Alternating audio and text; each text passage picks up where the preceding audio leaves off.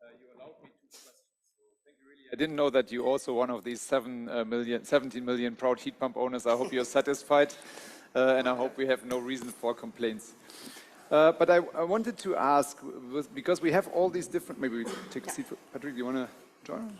Yeah, sure. So, no, then we take you in the middle. Too much. I think these molecules are really small, right? There's not so much space in them. So, yeah, the atoms, like, yeah, true, you win up. Thank you, yes. I'm also in charge of chemicals. So. That's why you said the F words. I wanted to ask you, there is a number of documents floating around. One talks about an transition technologies accelerator or alliance. One talks about the Reese booster inside the rescue package. Is that something where you would say that, that this could be translated into such an idea that we have as a heat pump accelerator? In fact, what I see is, you know, hydrogen, renewables, the whole grid story, the base load issues. It has to come together, and that's one of the reasons why I'm going actually to the business meeting of EIT Energy, because they have an amazing kind of investor crowd and funder crowd there, because we need to think it together. In the end, what industry and households need is a 24-hour solution. And we need to think of that integration. I mean, on hydrogen, for example, hydrogen is a raw material to wean off gas, but it's also an electricity vector. And and as an electricity vector, it will work only together with other solutions. And that's where I think we have to work together more. And heat pumps for me is clearly part of that. Of that. You cannot only think solar, only wind, only pipeline, only. It has to come together, and we need to bring this together. In the end, it's always about creating project pipelines. For example, on hydrogen, we have 700 plus projects, pipelines that range from the renewable energy production, electrolyzer. You know, we have something like an electrolyzer summit, because if we don't have electrolyzers, enough electrolyzers, we don't have the hydrogen and and then the off-takers, they're also part of it. And that's the logic that we're building. And in this logic, we see where the risks are and the risks that are not being funded. And that's where we can take away these risks, either by legislating and setting the targets as we did, or by having product qualifications like we do on batteries, or by using the EU budget to de-risk a part of the investment. Well, thank you. I wanted to give one option to Patrick to talk about what is actually in the title of your DG, Enterprise, Innovation and Industry, because Daikin has recently announced and is working on it, a huge investment providing jobs and perspective to Europe. Yeah. Well, indeed, I think that's what we are trying to see is that the need, heating, or especially hydronic heating, is a European affair.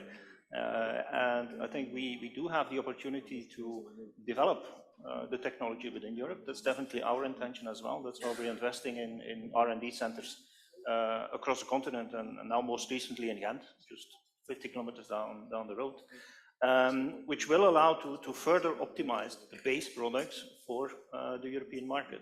But not only for the European market. We do think, and that's definitely our intention, that we are building a global knowledge base actually from here that will then allow us to export products outside of the continent.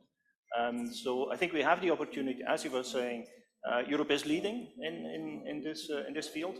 I think if we play it correctly and we develop the market as we all intend to do, we can actually build them right here and export them back out. May I ask a question back to you or anyone, with your permission? IRA, Inflation Reduction Act, how do you see that from the point of view of your business case? Is it relevant, not relevant? Colleagues, if you would, but from our side, so we're looking at the market opportunities, obviously. We're a commercial company, and basically we're very confident that this market will grow. You might be a bit too early with investments, might be a bit too soon, But sooner or later, this market is there, and the opportunities are there. We're strongly believing in that. From our side, the investments are happening, and we can basically turn it around rather quickly. Let me say like that. If I may add to that, from the oil industry, what we hear and what people seem to agree on is that this Inflation Reduction Act is not necessarily an immediate risk, but it's something that we would like to see copied. Yeah. Because if the United States government, the Biden-Harris administration, can give one industry such a prominent role and such a prominent support, then we think that Europe should do the same, because of the reasons that we have mentioned so far. And I hope that we can continue this discussion later, maybe once you're back from Portugal, and I hope that you bring this idea to the EIT InnoEnergy. I think that's a good place to start the debate. Thank you very much. Thank you very much. Thank you.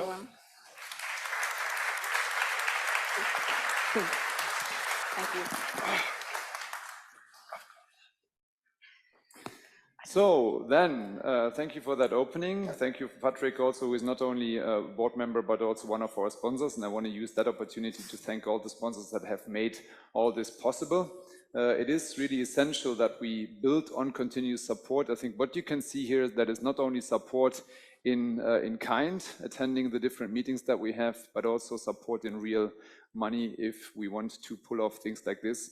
And that is really essential for the work of the association and for the work of the team. And there is 15 people actually now. When we had the first online meeting recently, I was quite amazed by all these faces. And then when we had it real, even more, how many people are now pushing for heat pumps in Europe in this EHPA that I would like to see you as your EHPA. We're doing this not for ourselves, we're doing this for the industry, and eventually we're also doing it a little bit for society. With that, I would like to welcome the next panelist. I saw Peter Liese come down the stairs. He is here. So Peter Liese, member of the European Parliament, long-term sparrings partner actually on topics that we have discussed with him on policy, recently responsible for the emission trading scheme and its extension to the building sector, or not. We will talk about that with him. We will also have Patrick Crombé. I didn't introduce you properly, but he is the General Manager of Heating and Renewables and responsible for a lot of the investments and a lot of the decisions in favor of the European marketplace in Daikin Europe. And let me say that we have quite a few members that have an Asian-sounding name, but have a very strong dedication to the European marketplace, either by selling the products here or even by investing significant amounts of money to bring the industry forward. Then we have Martin Duvort, who has a double role, the Director Energy Markets and Strategy Energy Systems in DNV, a consultancy, but he's also representing the WBCSD, the World Business Council of Sustainable Development. In that role has influence to a much larger group of industry players than he will represent here today. And then we have Frédéric Fontan. So I understand Frédéric will join us online. He's the head of Regulation Strategy and Development Division in the division Customers, Services and Territories. And branch is a very EDF specific thing, but so that's the commercial part, right? Not the utility part. But anyway, so he's representing Électricité de France, and we have had a long-standing cooperation with EDF, really from the beginning of the association, that has always supported heat pump development, and now recently is getting more and more active into using them as flexible load in order to stabilize the electric grid. And then there's myself, Thomas Nowak. I'm the Secretary General, and I will moderate you through this session.